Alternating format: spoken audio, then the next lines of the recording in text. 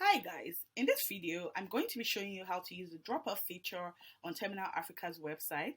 Kindly note that this feature is not live yet on the web, but if you're interested in it, you can reach your account manager or reach us on any of our social media platforms and we'll be sure to give your account an upgrade.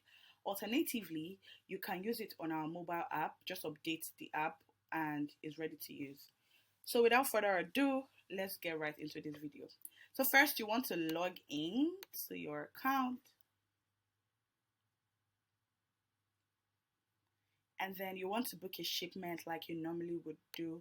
Now there are a lot of resources on how to book a shipment on Terminal Africa. So whether local or international, there are detailed videos on how to use them.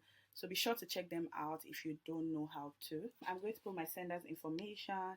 My address is Eridan space Ikeja.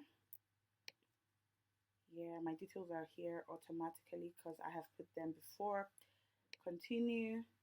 Now to add receiver, I'm sending this to Ikeja City Mall. Sending this to Amanda Spencer, email address Amanda Terminal, phone number. It's already saved, so I can just refer to them. I click on continue. Now add the item that I'm sending. I'm sending a wristwatch. The HS code for that would be this.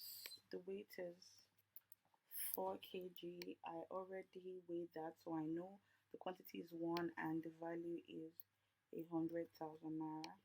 Save item, continue. Now this is where the drop-off feature comes in, right? So here you can see the icon saying drop off available just beside the carrier's name.